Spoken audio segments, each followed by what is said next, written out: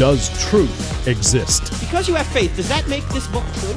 Does God exist? So when someone says there is no truth, if you apply the claim to itself, what should you say? Is that true? They don't think Christianity's true. They're talked out of it. You know why they're talked out of it? Because they've never been talked into it. Cross-examining skeptical and atheistic views. Welcome to Cross-Examine with Dr. Frank Turek. In early 1945, Lieutenant Hiroo Onoda of the Japanese Imperial Army was on the Philippine Island of 𝗦𝗢𝗖𝗓𝗔𝗟, which is just to the southwest of Manila. He was there with several soldiers. And for those of you who don't know World War II history, of course, Japan and the United States were in conflict in the Pacific. The United States held the Philippines until Japan pushed the United States out early in the war.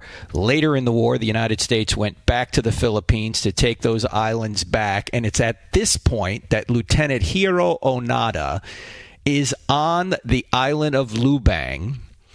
And he ordered 3 other soldiers to join him in guerrilla attacks on Allied forces because they could not stand up to the United States Army or the United States Marines in direct combat. The only way they were going to be able to disrupt the United States was through guerrilla tactics because Japan was basically... The war was not going well for Japan at this point. Let me just put it that way. And they didn't have enough forces to go face-to-face with the United States. So they're involved in guerrilla attacks, he and 3 other soldiers. He got separated from his command, yet he continued to carry out attacks on farmers and police long after the war is over. In fact, as you know, the war ended September 2nd, 1945, when Japan surrendered to the United States. But Onoda and his allies, his 3 other men, continued to carry out guerrilla attacks in the Philippines long after the war was over. Well, Allied forces and the Filipino government got together. They dropped leaflets on the island of 𝗦𝗢𝗓𝗓. They dropped newspapers on the island, newspapers from Japan that said the war was over, and even letters and pictures from the families of these men that the war was over. And Lieutenant Onoda deemed it all as propaganda. Because, you see, these newspapers talked about life in Japan.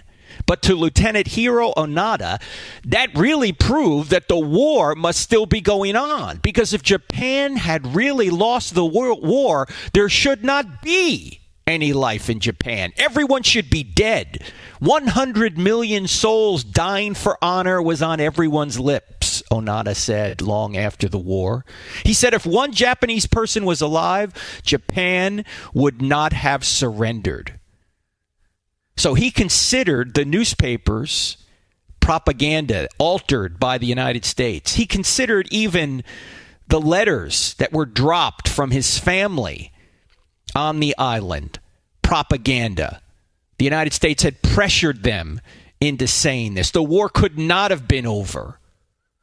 Everyone would be dead in Japan if the war was over. If one Japanese was alive, Japan wouldn't have surrendered, according to him. In fact, in that culture, surrender was not an option. Onoda's mother, before the war, gave him a dagger. And she said to him, if you're ever taken prisoner, kill yourself with this. Can you imagine your mother giving you a dagger before you go to war? And she says, look, if you're ever about to be caught, just kill yourself with this dagger.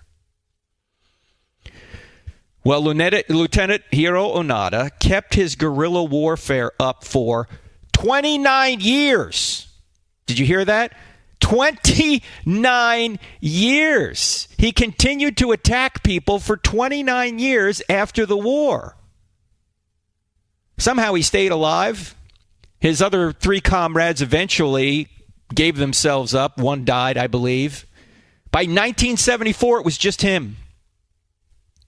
In fact, in 1974, a Japanese traveler traveled to the Philippine jungle of Lubang and found Lieutenant Onoda. Onoda told the traveler that he would only stop defending his country and lay down his arms if his commanding officer, the same commanding officer who put him in duty, relieved him of his duty. So the Japanese government found Lieutenant Onoda's commanding officer, who at the time was a bookseller. They found him. They flew him to Lubang Island to relieve Lieutenant Onoda of his duty. And even at that point, Onoda thought it might have been a trick. I mean, he had his weapons ready to go in case this was actually a trick. But on March 9th, 1974, the 52-year-old Lieutenant Onoda emerged out of the Philippine jungle with 500 rounds of ammunition, still wearing his uniform, though the uniform was a bit tattered. His service rifle and his ceremonial sword were still in excellent condition. And he came out and a little bit later handed them to President Ferdinand Marcos, the Philippine president. This is in 1974. The war ended in 1945.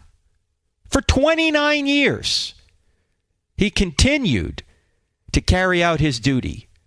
And he continued to think that all reports of the war ending had been false, because he had not received official word that he was relieved of his duty and the war was over. What dedication. I mean, what loyalty. Lieutenant Hiroo Onoda would only stop obeying his commanding officer and defending his kingdom when relieved of his duty by his commanding officer. Now, question, ladies and gentlemen, who is your commanding officer? Is it Jesus or is it someone else? Is it Jesus or is it yourself? Is it Jesus or is it the culture? If you say it's Jesus, well, Jesus said, if you love me, you will keep my commandments.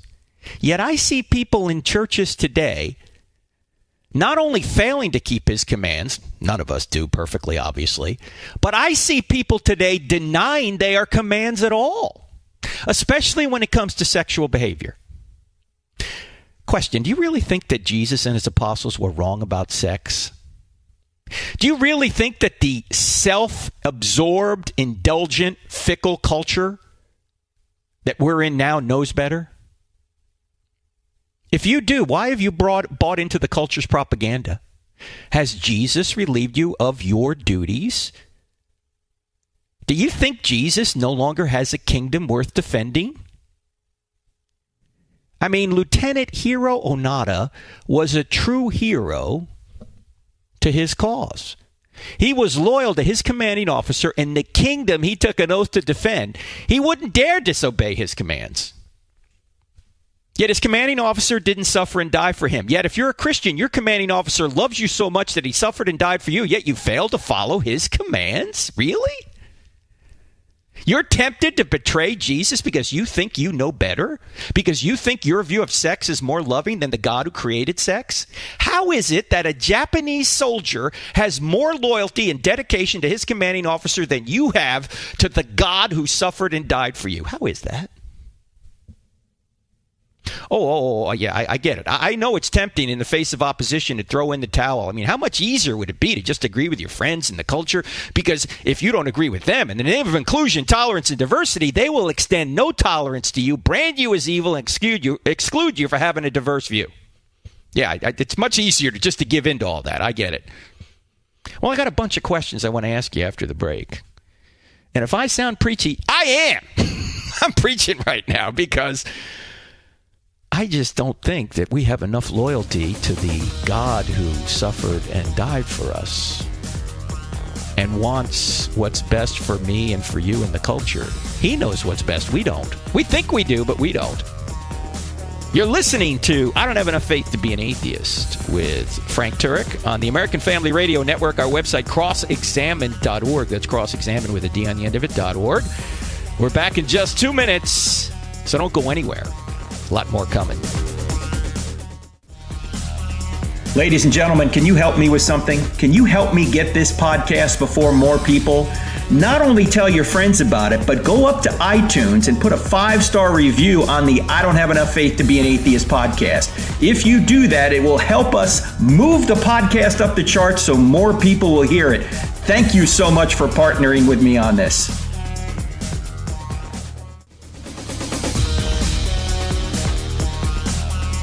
If you're low on the FM dial looking for national public radio, go no further. We're actually going to tell you the truth here. That's our intent anyway. I can guarantee you're not going to hear this on NPR.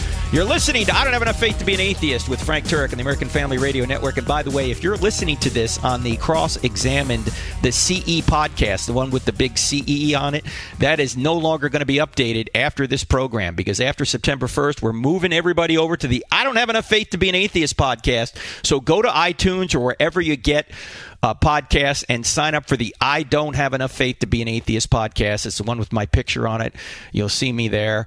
And sign up for that one, because the CE one will not be updated after September 1st. It really helps us to have everybody listening to the same podcast, because it moves us up the charts so more people will see it. So please migrate over there. And thank you so much for putting positive reviews up there on the I Don't Have Enough Faith to Be an Atheist podcast. If you have put one on the other one, if you wouldn't mind transferring it on over to the I Don't Have Enough Faith to Be an Atheist, that'll, again, help us move it up the rankings, which is important. Okay, we were talking about, just before the break, Lieutenant Hiroo Onoda, a legendary soldier in the Japanese army who literally fought for 29 years after the war was over in the jungle of Lubang Island in the Philippines, because he thought all reports of the war being over were propaganda. They were false. He was not going to disobey or change his duties until his commanding officer, the one that put him on that duty, gave him those orders, said, all right, the war's over, come home. And for 29 years, he kept that up. And I see, unfortunately, a parallel here to many in the church today who don't have enough loyalty to obey the commands of Jesus anymore, because there's pressure put on by the culture. There's pressure put on by even family members. They just rather not stand for Jesus anymore, because they think, well, maybe Jesus was wrong, or maybe the apostles were wrong, or maybe the culture's right. Really? Did your friends or the culture suffer and die for you? Are you or your friends the standard of all that is right, good, and true? Do you really think people should be treated as mere sex objects to be discarded once you become bored with them? Because that's what happens too often in relationships that aren't secured by a marriage commitment. I mean, do you really think that there's no design to the human body? Do you think that design does not really tell us what is good, right, and true? And that when you go against that design, there's going to be problems? Do you really think there's no difference between men and women? Even if you think that there's merit in the LGBTQ transgender in those political goals for some reason, do you realize that none of those things would exist unless there was a difference between men and women? I mean, transgenderism presupposes there are men and women. Otherwise, you couldn't transition from one gender to another.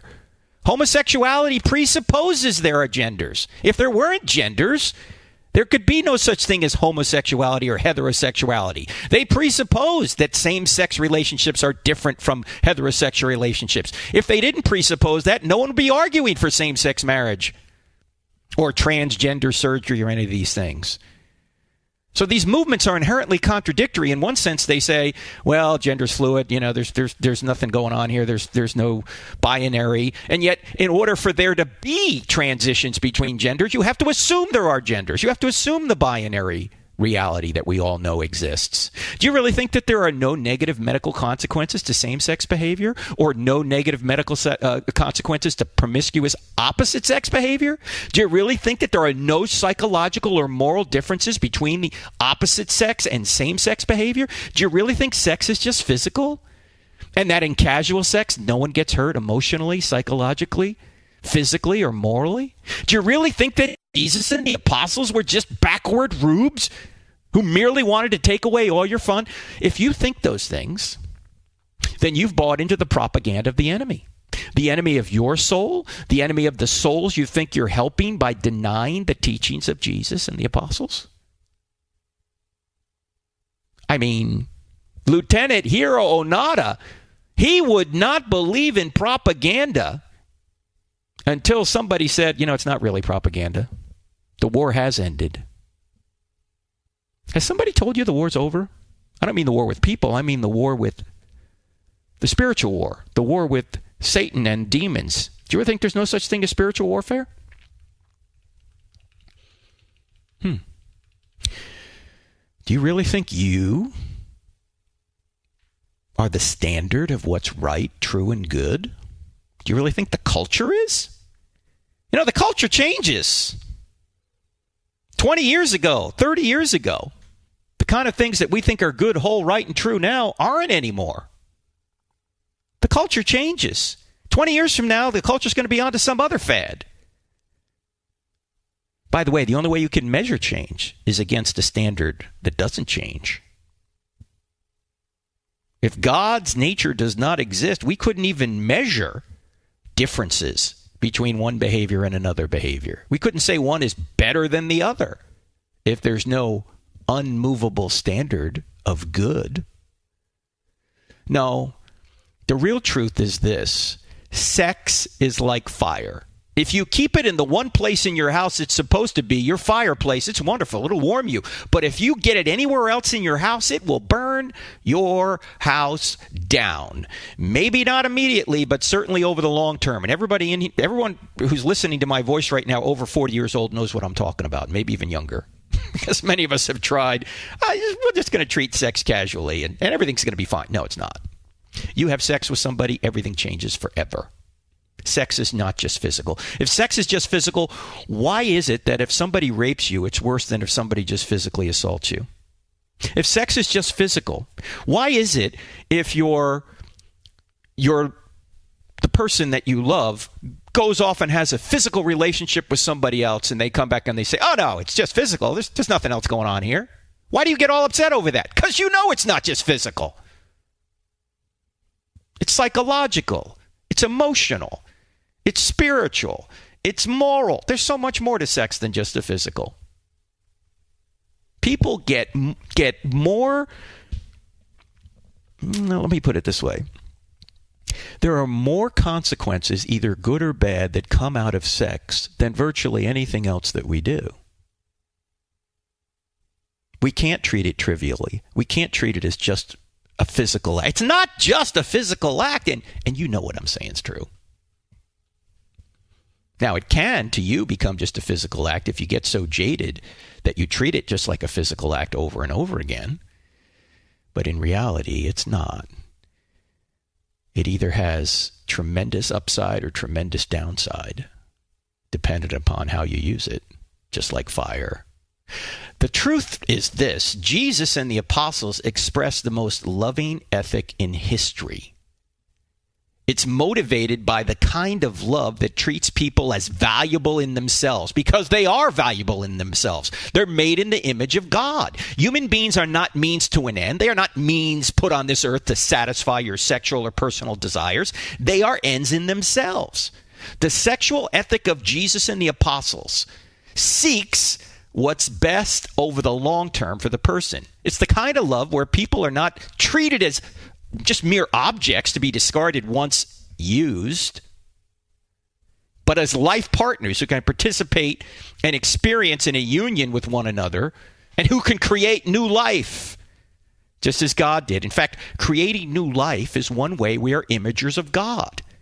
We create new human life, just like God created human life, of course, in a different way, but we're imagers of God. We're his ambassadors. God created the first life, and then we continue to create life. Obviously, we're the instrumental cause through which God creates life. God is the ultimate creator, but we're the instrumental cause. He uses us to create life.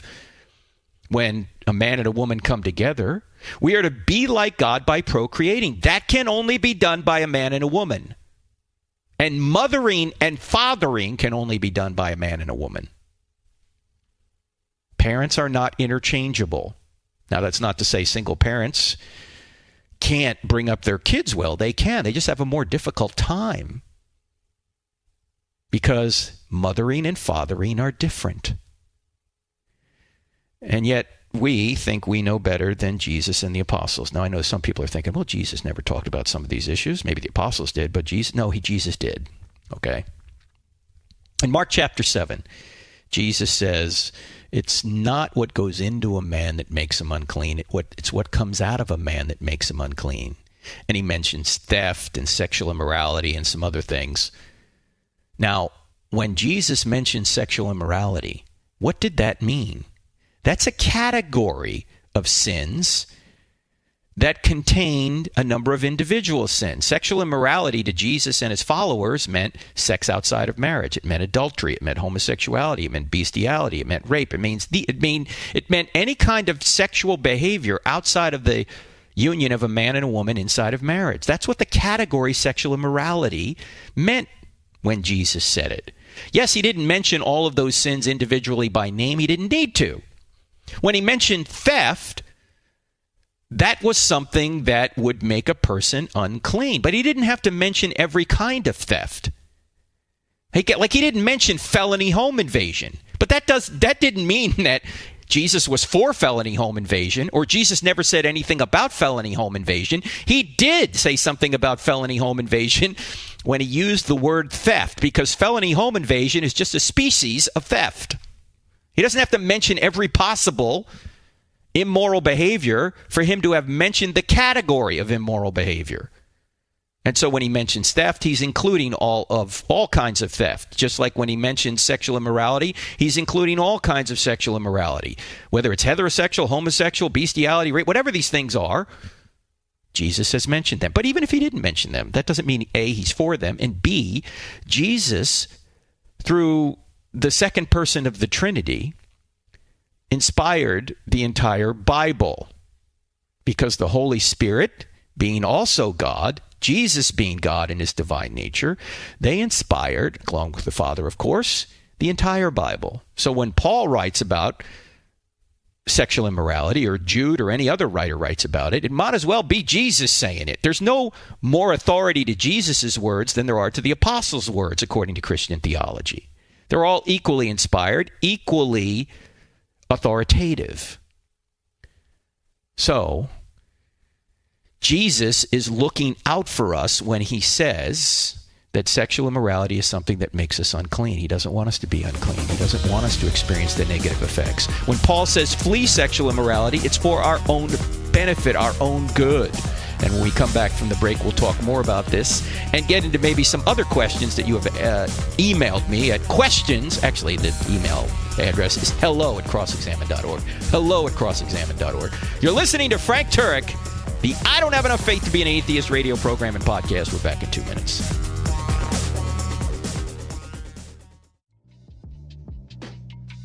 If you find value in the content of this podcast, don't forget to follow us on Instagram, Facebook, and Twitter. Join our online community to have great conversations, grow in your knowledge of God, and become a better defender of the Christian faith. Also, don't forget to subscribe to our YouTube channel, where we have hundreds of videos and over 100,000 subscribers that are part of our online family. Find us by searching for Frank Turek or Cross-Examine in the search bar. You can find many more resources like articles, online courses, free downloadable materials, event calendars, and more at crossexamined.org.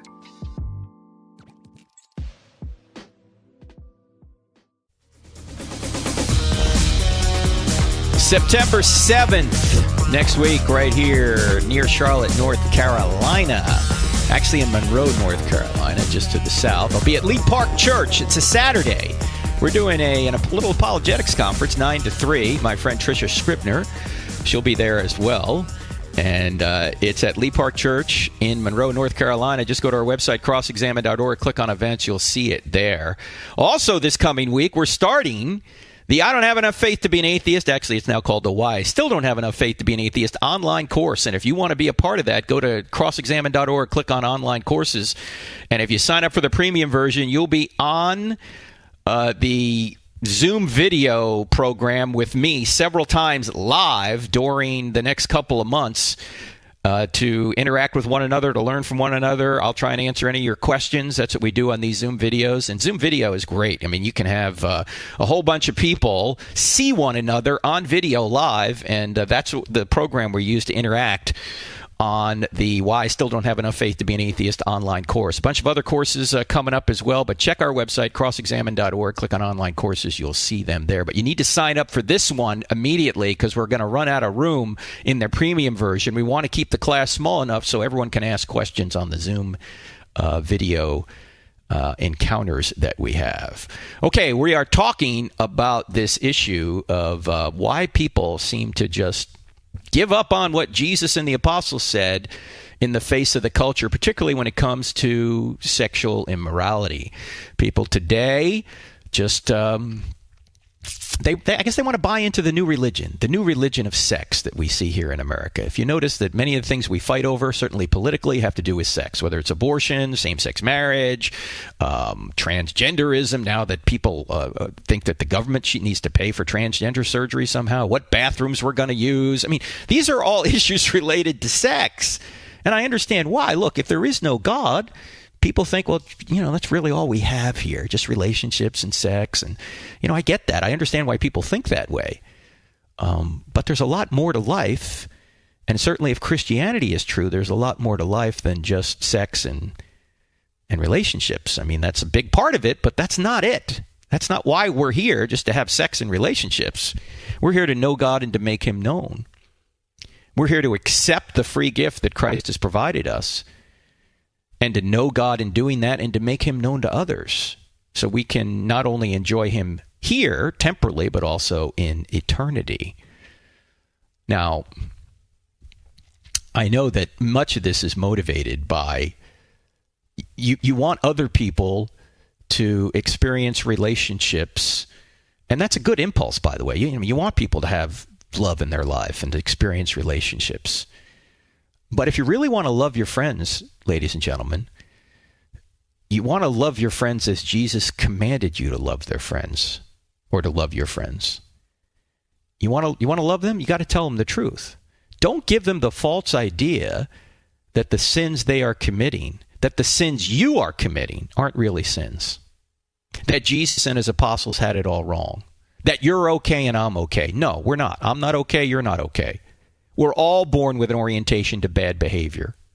We all sin and we all need a savior, because we're all born with an orientation to bad behavior, and we carry out that bad behavior. All of us are sinners. None of us, without Christ, could save ourselves.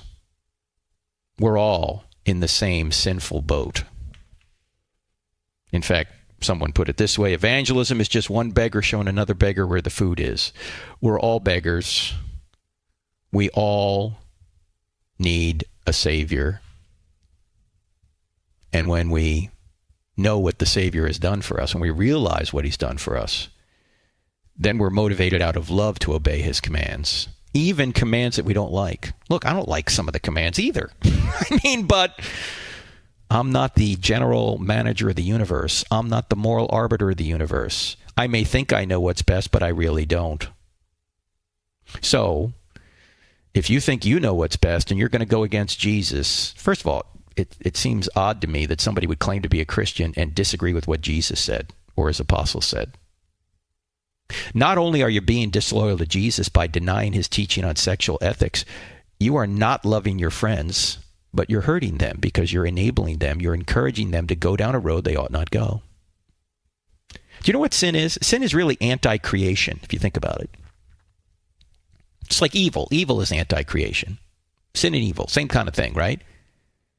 Sin, or let's use evil. Evil doesn't exist on its own. It's a parasite in a good thing. Evil is like cancer. If you take all the cancer out of a good body, you got a better body. If you take all the body out of the cancer, what do you have? Nothing. It doesn't exist on its own. Evil is like rust in a car. If you take all the rust out of the car, you got a better car. If you take all the car out of the rust, you got nothing. Evil is like a wound in your arm. If you take all the wound out of your arm, you got a better arm. If you take all the arm out of the wound, you got nothing. A totally moth-eaten garment is a hanger. In other words, it doesn't exist on its own. Evil does not exist on its own. It degrades something that's good. It degrades creation. sin does the same thing. Sin is a parasite, just like evil. It's a parasite that eats away at a good creation. By denying Christ's teaching, you are encouraging people to engage in activities that will ultimately eat away at themselves. It will eat away at their thinking and eat away at their relationship to God. And our goal here, our purpose in life here is to know God. We don't want to eat away at that relationship. That's why Jesus said in John 17:3, this is eternal life, that they, meaning us, he's praying for us, future believers, that they may know you, God the Father, and Jesus Christ whom you've sent. Jesus is praying to God the Father. The purpose of life is to know God, and then, of course, to make him known. Now, when we say know, we just don't mean intellectually. We mean personally, relationally. Not just belief that Jesus is the Savior, but trusting in him. That is what we're here to do. We're here to know God and to make him known and to spread that news to others, to love God and love others. Well, you can't do that when you're encouraging a parasite to eat away at the relationship that another person has with God or your own relationship with God. That's what sin does. It's a parasite. It eats away at a good creation. And if you continue to do that, ultimately God may give you up to your own desires, because a good God does not force himself on anyone. And Paul talks about this at length in Romans chapter 1. Just read Romans chapter 1, verses 18 to 32. In fact, he gets to the point where he says that people suppress the truth and unrighteousness to go their own way. That leads to futile thinking, and then ultimately a depraved mind. And he talks about this in the context of sex, particularly homosexual sex. Look, I'm just a messenger. Just read it for yourself. Just read what goes on there. And I think the same could be said of just sexual immorality in general. That it fogs our minds. It clouds us. It leads to futile thinking. So we're not only doing evil things, we're encouraging other people to do evil things. This is what Paul says in Romans 1. It's a description of the culture, not just today's culture, any culture, but certainly today's culture. That their minds get to the point where they can't think clearly. And if they can't think clearly, they're going to continue to do evil things and encourage other people to do evil things. Matt Walsh has a blog, as you know. I think he's over at the Daily Wire with Ben Shapiro now. But he wrote this a few years ago regarding comparing biblical love with the self-centered erotica found in the culture. Here's what he writes. He's quoting, of course, Paul in 1 Corinthians 13. He says, love is patient, love is kind, it is not self-seeking. Love does not delight in evil, but rejoices in the truth. It always protects, always trusts, always hopes, always perseveres. And here's his commentary. The problem with the sex portrayed in this movie or in any trash romance novel, he was talking about a particular movie at the time, I think it was 50 Shades of Grey or something, or any trashy romance novel you find at the airport, or many other films and TV shows, or in many actual relationships, is that it's always self-seeking, never honest, never truthful, never trusting, and never protecting. There is no hope in it, no kindness, no sacrifice. It's selfish and removed, which makes it stale, which is why people tire of it so quickly and become bored with it all, which is why they consume so much porn and bounce themselves between so many different one-night stands, unquote. Yeah.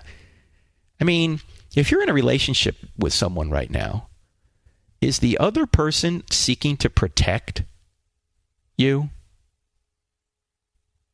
Really? Do you think that people who want to have sex with you but do not want to marry you really love you? Are they so concerned about you that they will protect you to the point of sacrificing and denying themselves? They want sex but no marriage commitment, yet they say they love you? Let me tell you something. They're lying. The person that really loves you is willing to wait until you're both ready to spend the rest of your lives together. In fact, there's no such thing as free love. Someone who loves you will bind him or herself to you forever. That's what true lovers do. They commit themselves to the good of one another for better or worse until death. Now, such a commitment requires a bunch of self-sacrifice here. It's not the freedom to dump the person whenever you think it would be convenient to do so. Now, I'm sorry to be blunt, but look, if you're having sex outside of marriage, you're just using someone for your own temporary satisfaction. Even if you've mutually agreed to do this, you're both admitting that the other person is not good enough. Or let me put it another way. Even if you've mutually agreed to do this, you're both admitting that the other person is good enough to use, but not to truly love. Ouch. Now that everyone hates me on this program, sorry, look, if you think what I'm saying is false, you can email me, hello@crossexamine.org. But I don't think it's false. And in your heart, you know it's not false. You know that if you love somebody, you'll protect them and you'll commit yourself to them forever, because that's what lovers do.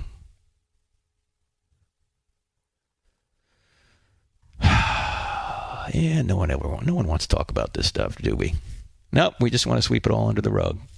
Nope, we don't want anybody getting mad at us. Nope, not gonna mention it. After all, love is love. What do you mean by love? Does that mean just following every desire you have? Because if it does, you can't really love. You're not going to protect other people. You're going to use other people to get what you want. No, love means self-sacrifice quite frequently. It means saying no to desires that you have, not yes to any desire you have. In fact, just speaking of people engaged in heterosexuality, forget homosexuality for a second. Heterosexuality. If you just follow every desire you have, you're not going to love anybody. You're just going to go from one particular desire to another particular desire. You're going to use one person and then use the next person.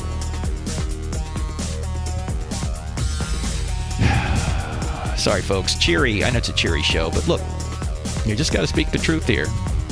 And hopefully I am. Hopefully I'm lining up with what Jesus and the apostles said, because Jesus is the truth. He should be your commanding officer. If he's not, reevaluate what you're doing. I'm Frank Turek, back in 2.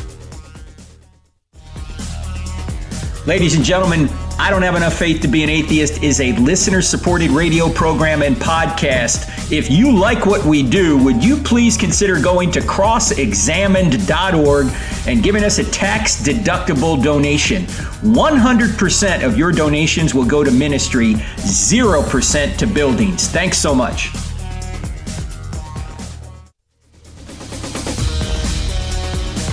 Yeah, some people are going to protest what I've said at this show, but despite your protest, if you want to protest, what Jesus and his apostles said is actually the most loving ethic of sexual behavior. And you don't even need the Bible to know it's the most loving. We only need to look at the terrible results of the past 2 generations of denying the sexual ethics of Jesus and the apostles. I mean, how many homes have been broken? How many kids have been left? How much crime has resulted from kids coming from broken homes because of sexual immorality of their parents? The number one thing a kid between 5 and 17 worries about is their parents are going to get a divorce. Number one. By the way, divorce is a much bigger problem than the LGBTQ issues. I mean, they're both issues, don't get me wrong. They're both not according to God's will, but casual divorce without a biblical reason, everybody's hurt. Kids are scarred for life. Can they function? Oh, sure, yeah. I mean, yeah, they can, but you're just making it harder.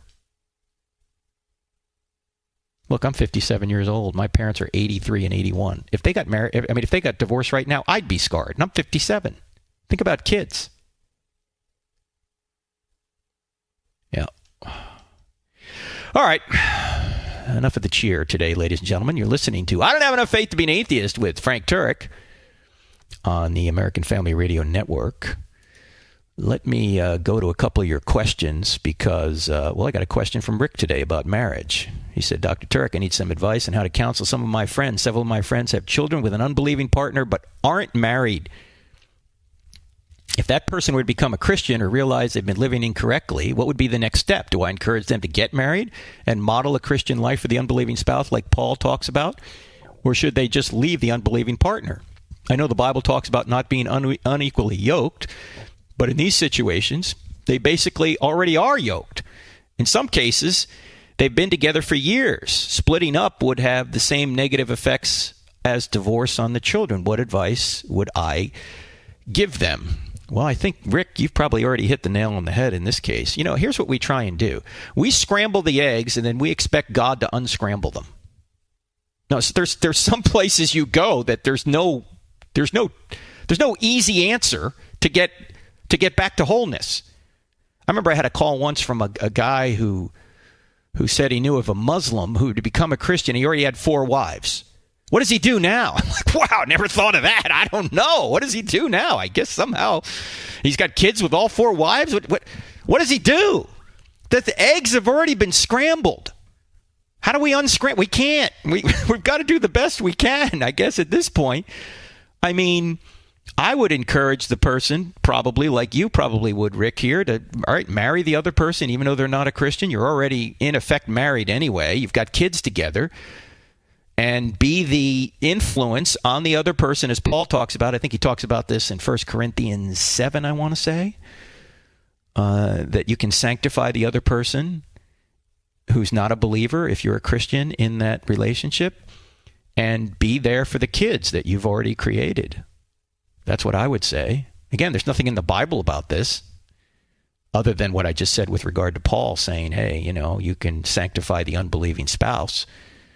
But as you said, Rick, they're already, in effect, married. They don't have the official marriage document, and maybe they weren't married before God, but they're living together. They got kids. Make it official. Make it official. That's what I would do. I got a question from Michaela here. It says, greetings, Dr. Turk and the Cross-Examine team. I've been listening to you all for about 4 years now, and the content that you produce and publish has helped me tremendously in my personal walk with God and in communicating the truth to others. Well, thank you. My question for you is this. How can I build enthusiasm and awareness about apologetics amongst my church congregation? I feel there's a general lack of knowledge regarding apologetics amongst my church community, and I want it to change. I would appreciate any advice you can offer. Wow. Reminds me of the question that I once asked at our seminary. What's the greatest problem in America today? Is it ignorance or apathy? And one student said, I don't know and I don't care. Yeah, it's really difficult to get people excited about certain things. Apathy, if I had the cure for apathy, not only would I be a billionaire, I would also have the cure for everybody who's not a believer. Because I think, well, a lot of people aren't believers. Because I think a lot of times it is apathy. People don't really care. How do you get them to care? I've noticed this with apologetics, 𝗦𝗢𝗧𝗓, and I hope I'm pronouncing your name right, that apologetics is something that people don't really know about, they don't really care about, but once they hear it, if it's done well, they get excited. Wow, I never knew this. Wow, is there more of this? What can I learn? How can I learn more about this? Now, if you're trying to get this in your church community, first of all, I don't think going to the pastor and saying, Pastor, you need to do this is going to work. First of all, pastors are overworked in most churches. They have the second hardest job in American Christianity. The hardest job, of course, is pastor's wife. But the second hardest job is a pastor. And they've got so much to do, and they're not really supposed to do everything anyway. The smaller congregations think they are, but what a pastor and his team are supposed to do is equip the saints to do ministry, Ephesians 4. So that means you are supposed to get schooled on apologetics and offer to teach, offer to be somebody who can be a resource for others who are looking for answers. Teach it in a Sunday school, teach it on a Wednesday night. Teach it in a small group. We have resources here at crossexamine.org. Go to crossexamine.org, click on store, and you can teach the Why I Still Don't Have Enough Faith to Be an Atheist presentation. Or you can take our course that we're about to offer here and do it with some people in the church. Say, hey, let's do this in our small group. Let's get the DVDs in our small group, for example. We have workbooks that can go with it, and take people through it. And get them to have an interest in it by just saying, hey, this is going to be the next study we're going to do, for example. The people who learn about it, some of them are going to get on fire for it. Yeah, some people are never going to get excited about it. Okay, you can't do anything about that. You can't really push a rope. All you can do is provide it and hope it catches on with some people.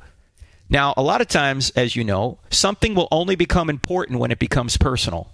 So when, for example, a child goes off to college and calls home and says, "Mom, Dad, I don't believe in God anymore." Now, suddenly those Christian parents are upset, and apologetics has now become personal for them. They never thought about it before. They didn't maybe even know about it before, but now they're looking for answers. Why? Because somebody personal to them, somebody important they love, personally, needs apologetics, needs evidence.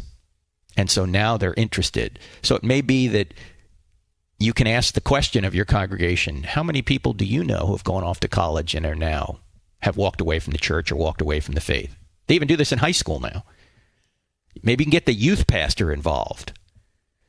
What you don't want to do is become a burden and say, you need to do this. You go and you be the person doing it and assisting with the pastor or the youth pastor or the small group leader, whoever it is.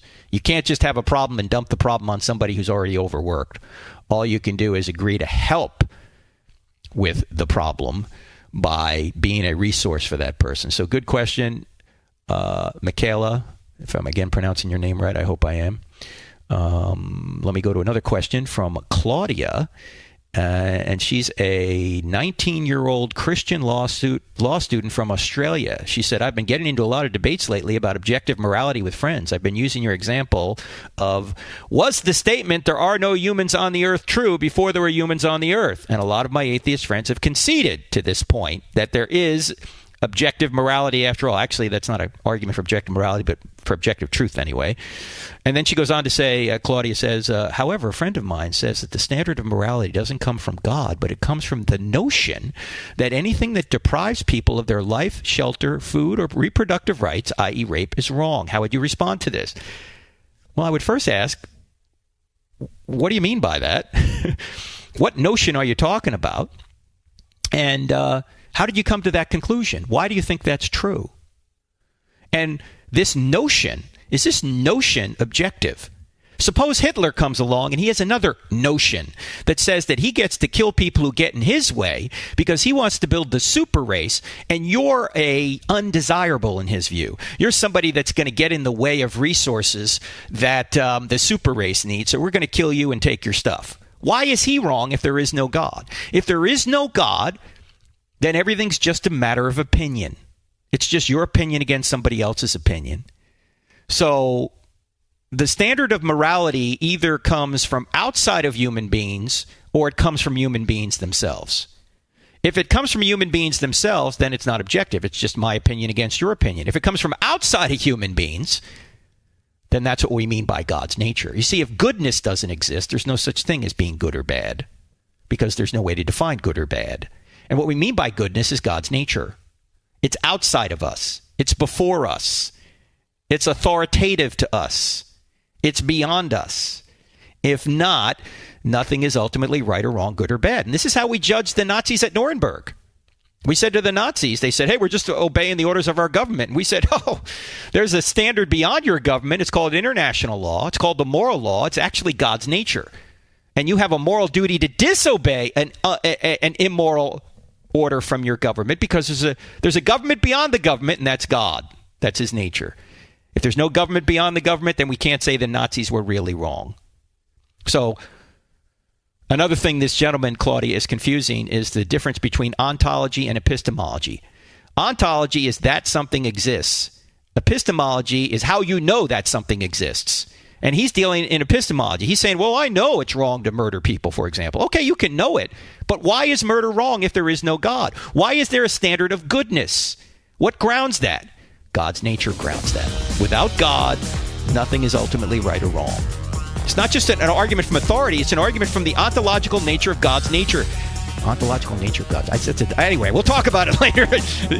God exists. If he exists, good exists. And if he doesn't exist, good doesn't exist. All right, friends, I'm Frank Turk. Great being with you. Check out our website, crossexamine.org. And don't forget to sign up for the new Why I Still Don't Have Enough Faith to Be an Atheist course starting this week. God bless. See you next time. If you benefit from this podcast, help others find it. Just go to iTunes or any other podcast service you might be using to listen and leave us a 5-star rating on the I Don't Have Enough Faith to Be an Atheist podcast with Dr. Frank Turek. It will take you less than 5 seconds. You can also help a lot by leaving us a positive review for others to see. This podcast is available on iTunes, Spotify, Google Play, Stitcher, TuneIn, and many other audio content delivery apps. Thank you and God bless.